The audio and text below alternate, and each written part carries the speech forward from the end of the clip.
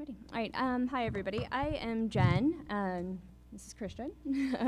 We are part of the ISP, the Internet Service Provider, and Connectivity Provider constituency within ICANN. And I know a lot of you probably have had experience with ICANN before, maybe have been involved. To be honest, I've just been involved actively over the past few years, but there's a lot changing right now, a lot of developments happening right now, so we thought it'd be a good opportunity to come share some of our experiences and what we're doing at the ISPCP with you. So let's see. So ICANN, it's a nonprofit multi-stakeholder body established in 1998 with the job of managing and coordinating the global internet's domain name system and unique identifiers to ensure the operability, stability, and security of the internet. This includes a lot of technical functions around allocation and assignment of IP addresses, management of generic top-level domains and country code top-level domains, and much more. And in addition to providing these technical operations, ICANN also defines policies for how the names and numbers of the internet should run. So there are 3 meetings a year held around the world. The next one actually starts this weekend in LA, and there are remote participation options, so it's not too late if this next half hour piques your interest. So let's see. We'll just do a little bit about ICANN's organizational structure. There's a lot on that slide, but I guess the main takeaway is that ICANN operates under a multi-stakeholder model, decentralized, bottoms-up, consensus-driven, with a lot of different players here. And we have someone from ICANN with us in the audience, so if I say everything, if everything is wrong, just go talk to him later and he'll sort you out. So you'll see at the center here, they have a board of directors that has the ultimate authority to approve or reject policy recommendations, but the supporting organizations and advisory committees that are surrounding that circle really drive the policy recommendations that go to the board. And there's a nomination committee you see at the bottom there that appoints made up of volunteers, 8 seats to the board. There's an ombudsman for a neutral party, and there's a government advisory committee that interacts with ICANN as the main governmental advice in terms of national regulations that come up or international agreements, things like that. And with all these players, ICANN really focuses, I'm going to say multi-stakeholder a lot, I apologize, but it really focuses on this grassroots policy making. So you have the different groups here that within their areas of expertise weigh in and develop the policies that come out of ICANN on ICANN's technical management, basically. So that's where a lot of you could be really helpful on some of these technical areas that we work on. And all contribute, really. There are working groups, there are comments. We'll get into that more later, but there are a lot of ways to play in ICANN. So now as we said, we're part of the ISPs, and you see, and this is part of, there are a lot of acronyms here, but this is part of the Generic Name Supporting Organization, which recommends ICANN policies related to generic top-level domains. So within the GNSO, they're the contracted parties house, and they are basically contracted to ICANN. And then there's the non-contracted parties house.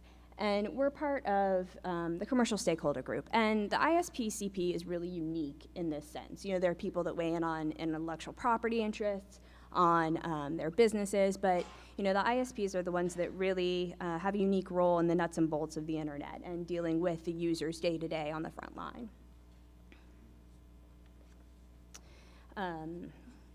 Let's see. And I guess I should say, I won't go back to it, but the council also is made up in a way that really has checks and balances. So the GNSO council has people from different parts of ICANN as well to ensure that no one party really takes control of that. So what are the ISPs? So I think this slide might be reversed with the next, so bear with me if that's the case. But as mentioned, technology-oriented, concerned for the sustainable operation of internet infrastructure. And ICANN, as part of its strategic focus, looks at things like DNS stability and security, IPv6 rollout, and this is something of keen interest for us at the ISPs. And as said, represent the users who are our customers, really. So, slide a bit repetitive, but yeah, part of the commercial stakeholder group. and who we are, ISPs, connectivity providers, and the associations that represent us. And we've been involved in this, obviously, in these issues from even before the start. So we're going to get into some of the more technical issues in a minute here, but we wanted to take a moment to highlight internet governance issues at a high level, because there's a lot going on right now. And while we're concerned about the technical issues, there are also a lot of issues on the higher level internet governance space that could really impact us now. A lot of debates and discussion that are likely to result in changes that will impact all of us and our businesses. So. Quick overview, a lot more people are getting involved in this space right now, and there's a lot up for grabs. And last autumn, we saw a group of organizations involved in the technical infrastructure, so ISOC and IETF and regional internet registries and so on, come together on what was called the Montevideo Statement. And a lot of this came out of the surveillance revelations, concern about the loss of trust on the part of users and so on in the internet.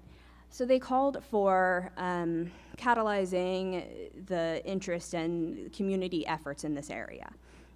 And noting that the internet, a lot came out of the internet, but there needs to be continued involvement as the internet changes and grows. And so there's just a snapshot here of a lot of the meetings that have been taking place, and there's a lot more than what's up here, and a lot more coming up that reflect on this. But Net Mundial took place. That was the Brazilian president called for this. Again, part of the surveillance revelations led to this. But it really was, in the preparation lead up to the meeting, there really was a unprecedented amount of interest and preparation on the part of the global community for this. The World Telecommunications Development Conference. So here, getting developing countries involved in this issue is obviously huge issue, and it was an opportunity for them to really focus on telecom priorities. So, it's one of these issues where there are threats out there for potential government involvement in the internet, and in a way that would potentially hinder innovation going forward, or the way that we had face business models or business choices we make. And so ensuring that any key nations who are disengaged are able to come into this process is really important. So that was a good forum for that. The Internet Governance Forum, again, this was in Istanbul this past year, a really big chance for the community to get together and discuss these issues. A lot of questions around what it's going to look like going forward. So again, there's a lot up for grabs right now. And the ITU Planning Pot Conference, International Telecommunications Union definitely has a solid place in this space, but there are a lot of questions about how much authority they do have in the internet space and what's good and not to ensure the openness of the internet. So a lot being discussed right now. And I should just say that ISPs are involved in both within ICANN and in all those organizations and all those conferences as well, so we play in a lot of areas. How to keep up with the issues, public comments. I won't get into much on this, but there you can take a look at where people have commented on all these range of issues. And the Security and Stability Advisory Committee is something that our party is very interested in. So there are a number of reports that come out in working groups, and so this page just is an example of how you can see what's happening and get involved. So yeah. Thank you very much. So Jen's giving you a little bit of background on what ICANN is and specifically what the ISPCP is. Now I would like to try and convince you that it is relevant to you guys as network operators and that this is something that you guys should be involved in, which I know might be a hard sell. I'm starting with this SSAC slide for a reason, because the Security and Stability Advisory Council within ICANN deals with the concept that on the internet, if it's not broke, don't fix it. You want to make sure that the internet is a stable and secure place that can grow. But we know that the internet is constantly changing. ICANN is in part responsible for that with programs like the gTLD program. So we need to make sure that as decisions get made about how the internet can continue to grow and thrive, that the right people are at the table to make the right decisions.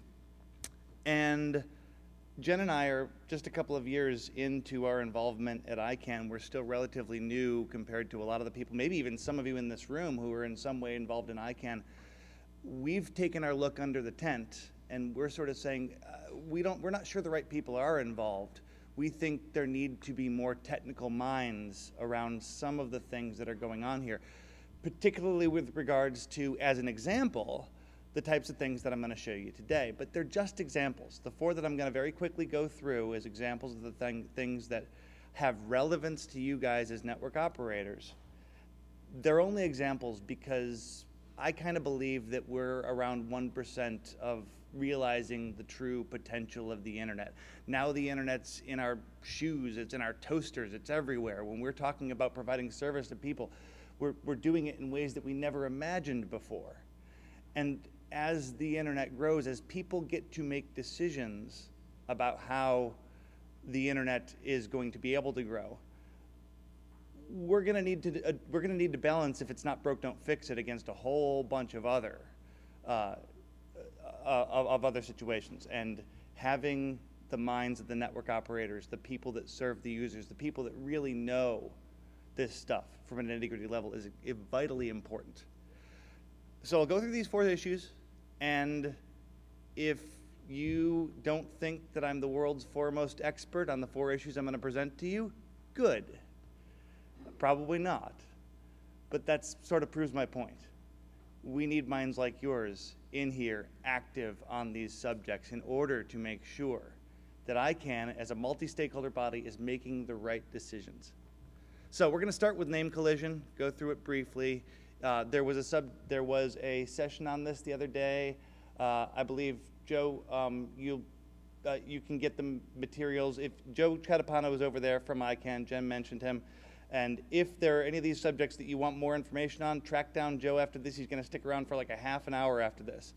So there was a session that Joe can get you information on, and even the slide deck on after this if you want. But name collisions is something that has, I guess, been relevant for a long time, but has become increasingly relevant in the era of gTLD issuance.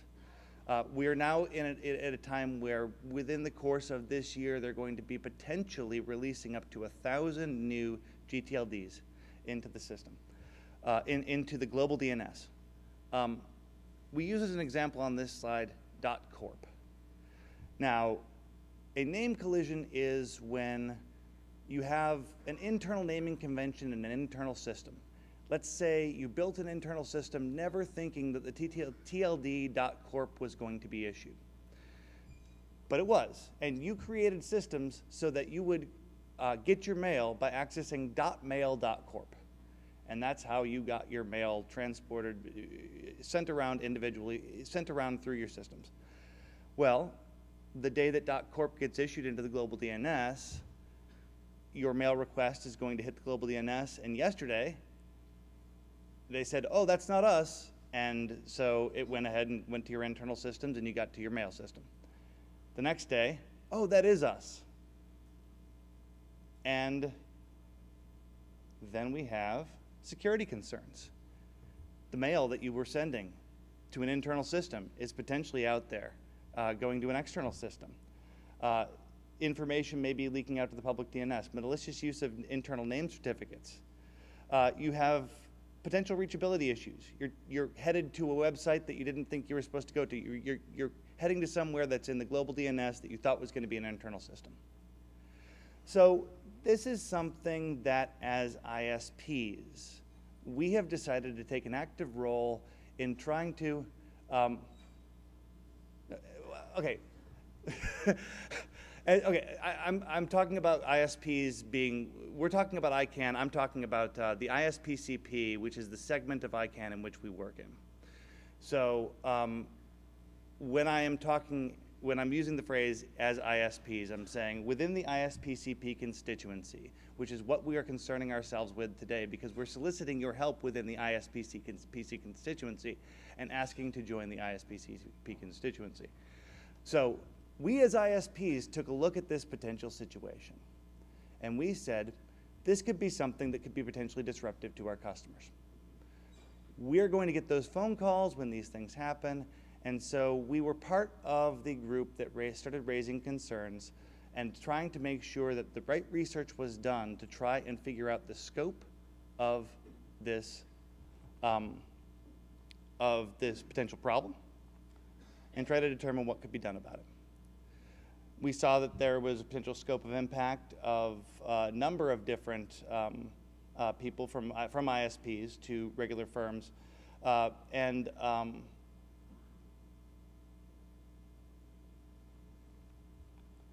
so we were part of the multi-stakeholder process. You know, let's make this a dialogue.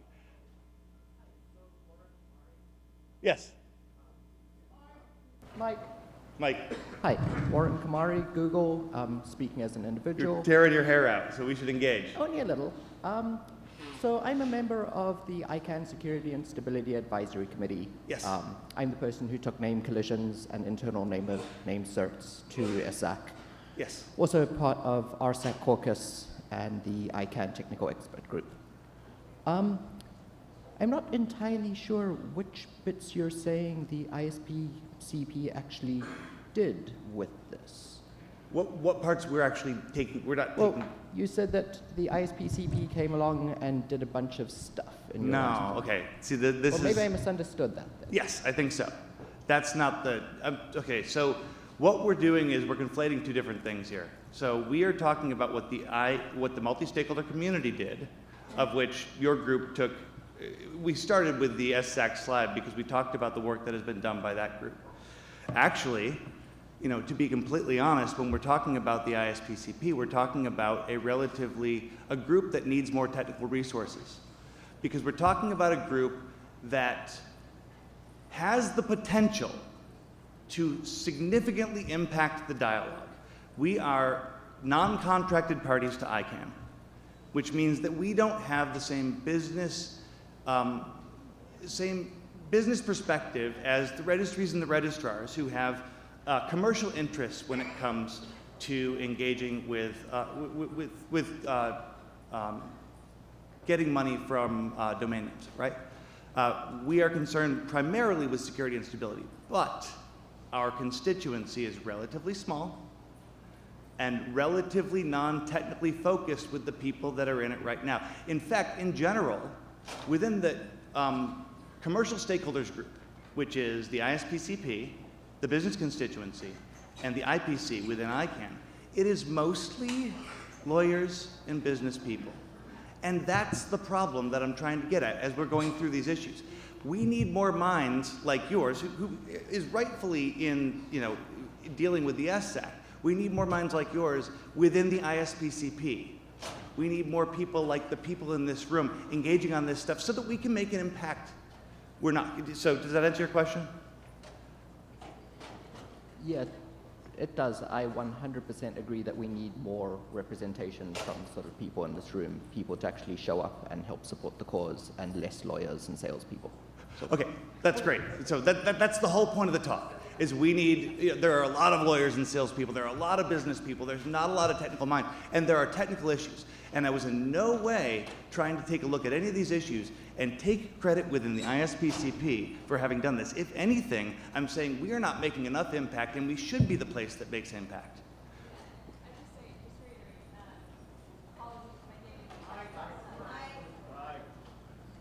Yeah, apologies if I gave any impression as such, and very glad you're here.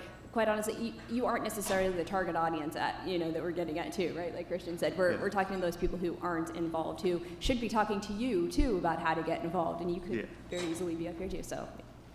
Absolutely. So you know what? We're giving a basic overview of name collisions, which is something that I definitely think that you should inform yourself on. But it's a way to give you an example of one of the reasons why your technical expertise is necessary at ICANN.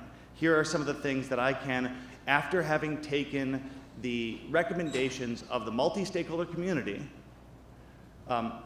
including the ISPCP, we definitely did put in our comments and things like that. Those certainly didn't make the kind of impact that the SSAC made.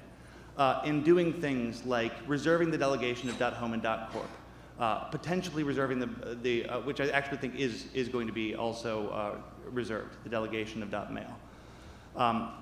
There are reports out there, there are guidelines, you should go ahead and read them. We'll get to some slides that show you some good resources, but Joe is also a good resource. Just go to the ICANN website and pull up SSAC documents, or the page specifically outlining what's going on with name collisions, and you can absolutely get all the information that you need. Learn about what's happening with the loopback address 127.0.53.53. If you see that on your networks, it's a red flag. .53, of course, it's the DNS port, so it should be relatively easy for you to identify that and say, okay, I might have a potential issue here. But the truth is that after all the work that we have done, we've found that so far there haven't been a tremendous number of issues to date. However, most of that's going to come in the second level delegations, right? In the example that I gave at the very beginning with .mail.corp, nothing happens when .corp gets issued. When .mail.corp gets issued, maybe 2-3 years later, that's when you have the potential name collision. So we still don't actually know the impact of what's going on, even though we're hundreds of gTLDs out the door. So it's something that we as network operators, you as network operators, need to continue to keep an eye on, and as this continues to be an issue, we would love your voice and your engagement. These are the reports that we took a look at. I believe these slides will be publicly available, so you can go ahead and pull this information from that. So we'll move very quickly on to TLD, universal acceptance of IDNs. Going to cover these things briefly because we want to get you guys to the break. And in general, TLD is a top-level domain in the domain name system, such as .com. Most of these have traditionally been 3 letters long, but now we're at the point where we not only have potentially thousands of gTLDs, but they're in a ton of non-ASCII character sets. So it's a little bit of a history. 2010 was the first non-ASCII ccTLD that is launched, but now we've got potentially thousands of them. This has been something that ICANN has been looking at for a number of different reasons, but one obvious one is there is a Cyrillic character that looks a lot like an A. You don't want somebody being able to register a domain name with Bank of America, but with the A being a Cyrillic A, and all of a sudden they use that for phishing, and that's a really bad thing.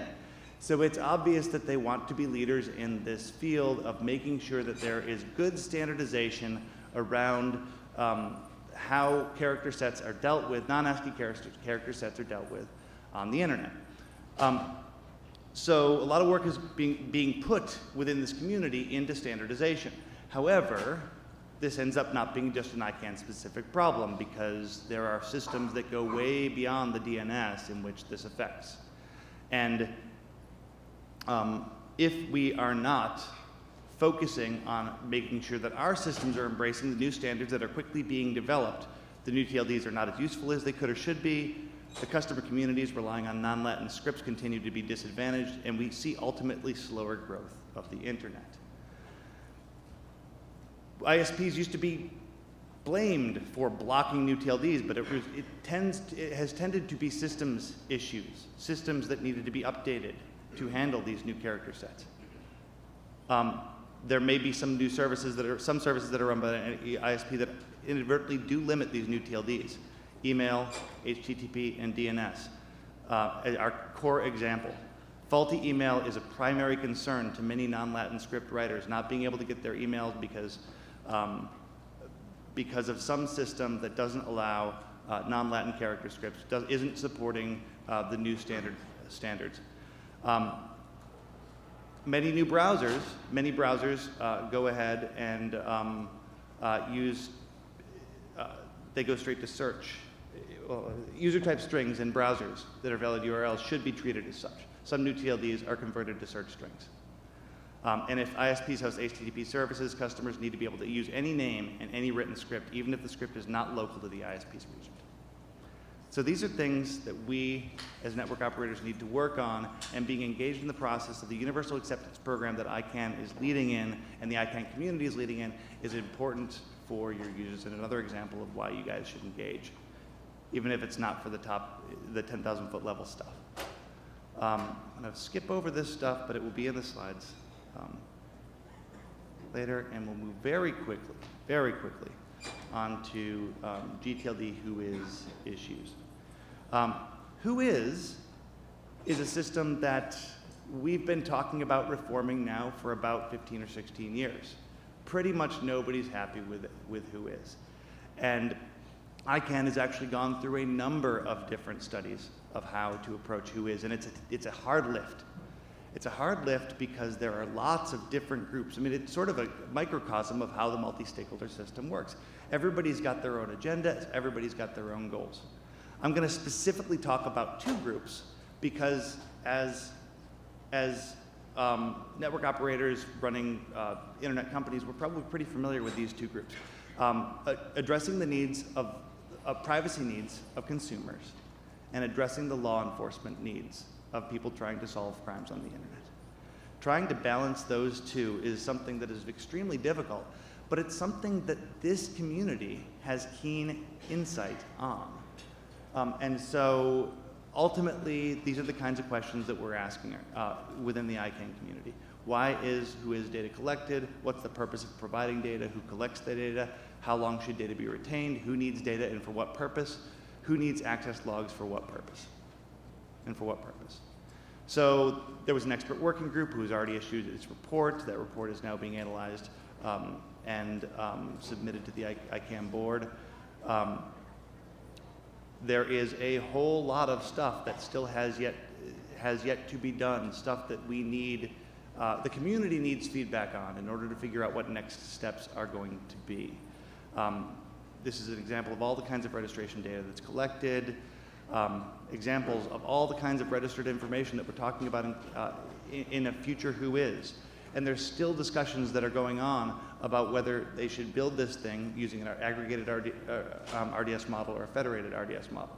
So if you want to get into the nuts and bolts of how to reform something that you probably in some respects use every day, now's a good opportunity to go in and get your feet wet with a working group. The last thing that we'll very briefly touch on is the IANA functions. I was speaking to a gentleman the other day, and I said that one of the great things about the internet is that it's not owned by anybody, and he says, it's owned by the Department of Commerce. Well, you're talking about the IANA function, I suppose. Well, we're in the process right now of, as a multi-stakeholder community, of trying to come up with a plan to transition the IANA function from the IETF to the multi-stakeholder community in some way, shape, or form. I'm sorry, not the IETF, the NTIA. I'm so sorry.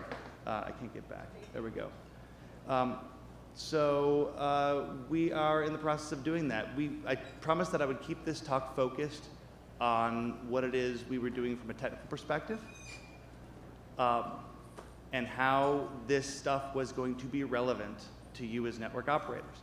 The only thing that I will say, as far as IANA transition goes, that's relevant to you guys, is that the decisions that need to be made as part of that process needs to ensure that the security and stability of the internet continues to function as well or better than it has traditionally.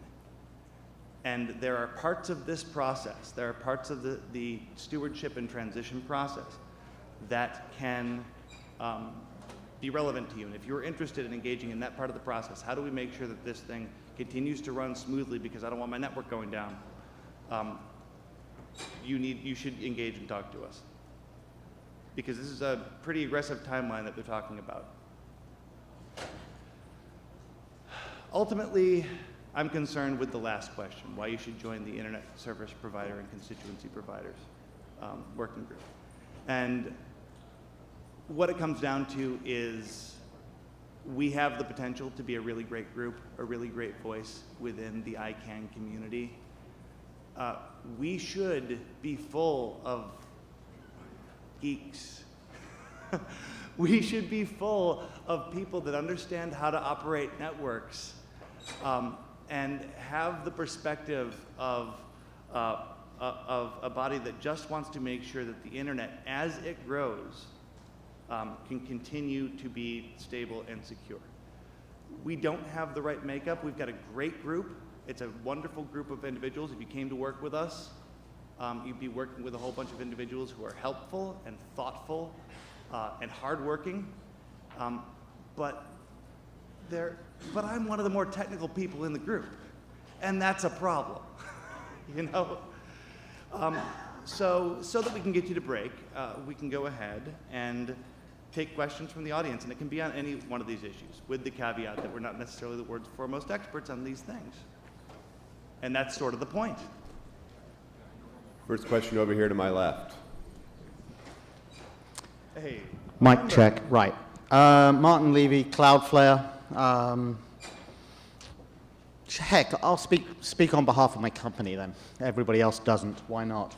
I've sat through 3 or 4 of your meetings at various ICANNs around the world, including the last one, which was in London. It's as boring as heck. It's boring. And I'm going to explain why. You've already said you want help from this community, and I'm going to ask 2 simple questions. I was in the room for your meeting, and I come from the ISP environment.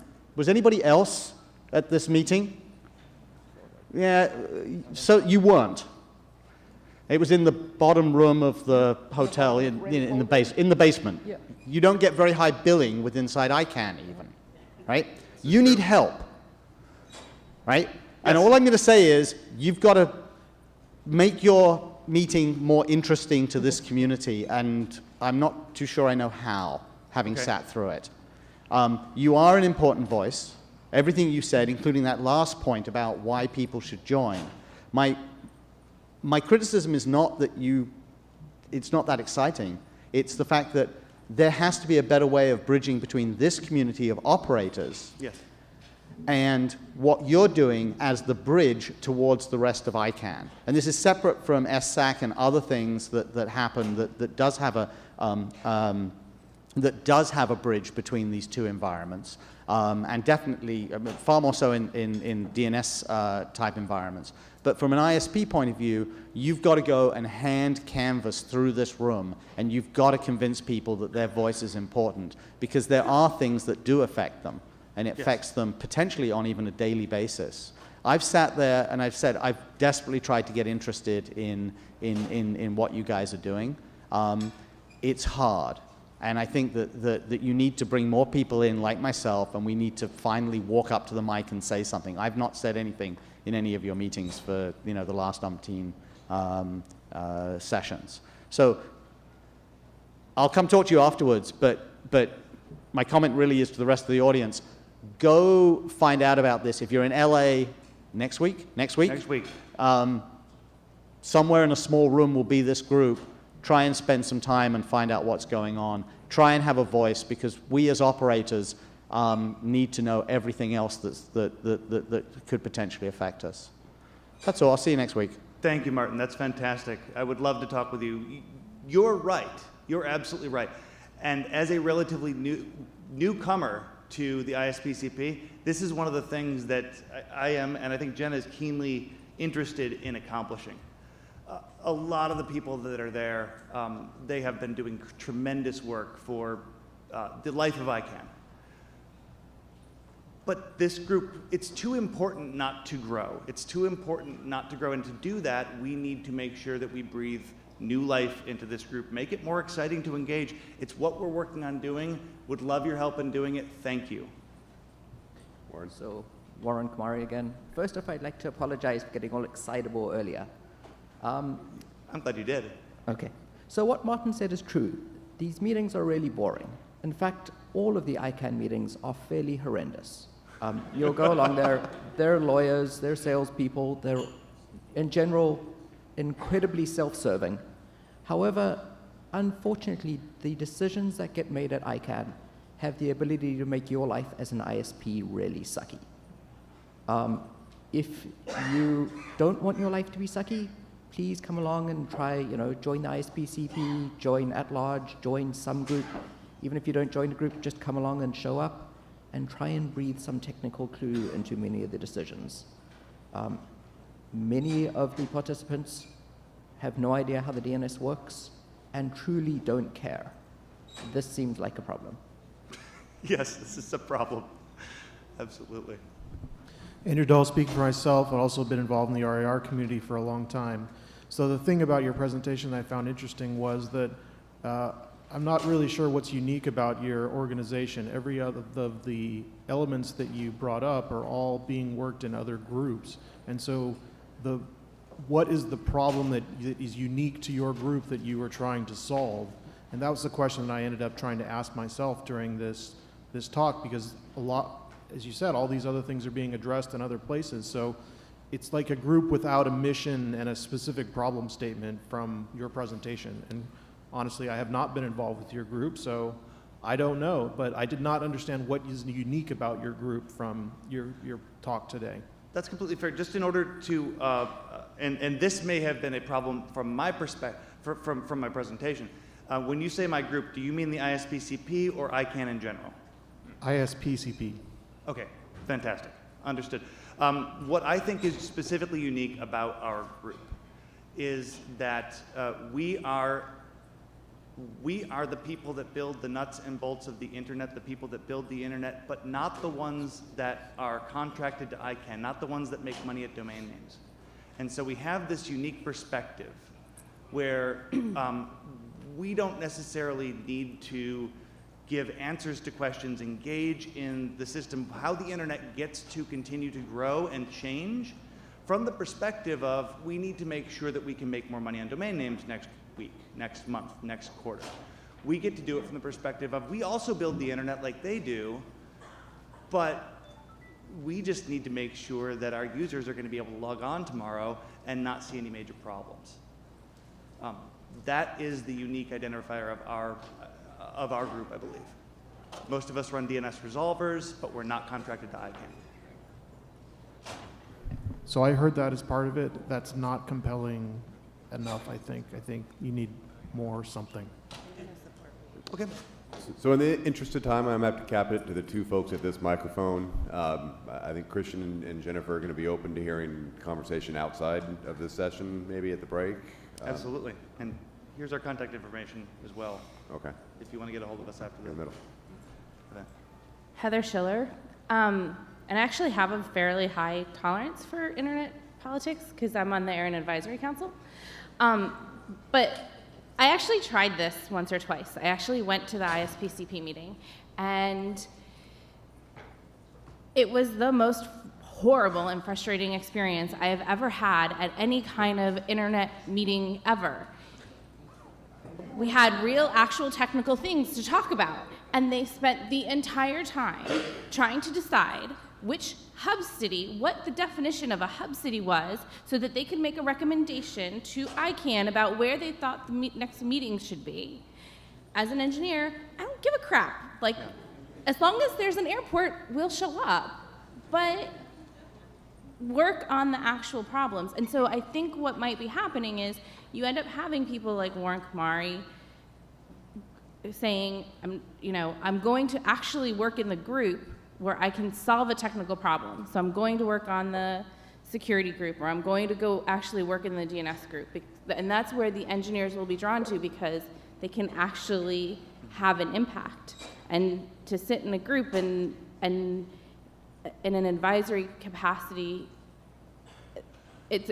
there's not a lot of impact you can have when there's nothing that you produce. There's no decision that you impact. It was extremely frustrating.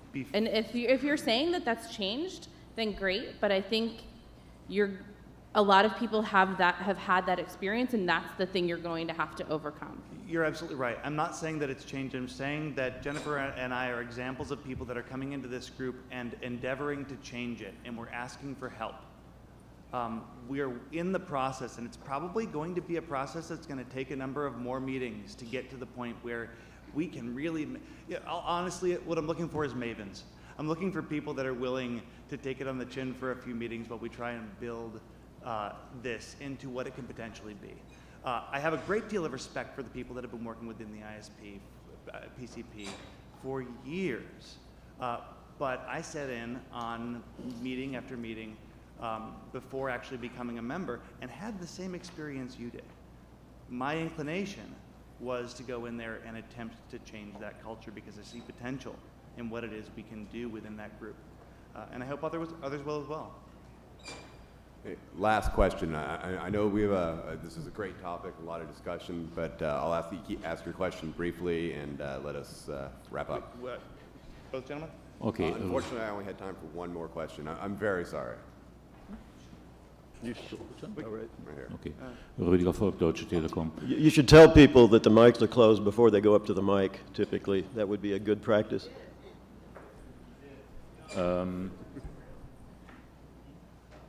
Kind of, well, okay, what I have seen of that group has been, well, okay, once in a time a glimpse where it looked like a place where people go and you take this as another stage for doing a little bit of politics.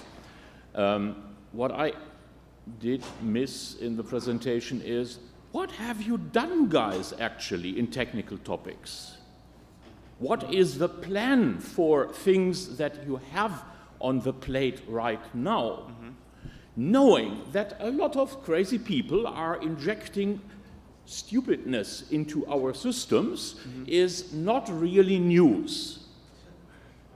And yes, it would be nice to do something about it, but kind of, here is another place where this should happen, is kind of not sufficient reason for directing energy resources there.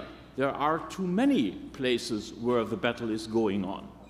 Well, okay, that's a very fair comment. The answer so far is the work that we have been doing has been focused primarily on, did you have one more thing to add? Are you waiting? Okay. Focused primarily on responses to public comment and responses and backing the work of the SAC, doing things like sending letters to the ICANN board, things like that. We should be doing so much more. And here's the thing. The way that ICANN is structured, if you go back to the slide at the very beginning, we have the potential of having a tremendous amount of power and responsibility in this system. We are 1/3 of the commercial stakeholders group. We have a potential big voice and we're not doing much with it, and we can. And so what I'm ultimately saying here is, like, it's almost it's a ninja hack for more of a voice for the people in this room to be able to change things, to be able to affect the internet governance movement in positive ways by getting involved in this group and helping it grow. Well, okay, there is kind of another part of it. As you are representing a certain stakeholder group there, actually the communication with the stakeholder group is something that is very important and entirely missing. Communication with the stakeholder group? Okay. We didn't get information about what you're doing and what your questions are. And it happens very rarely. Okay, what we're doing and what the questions are. Okay.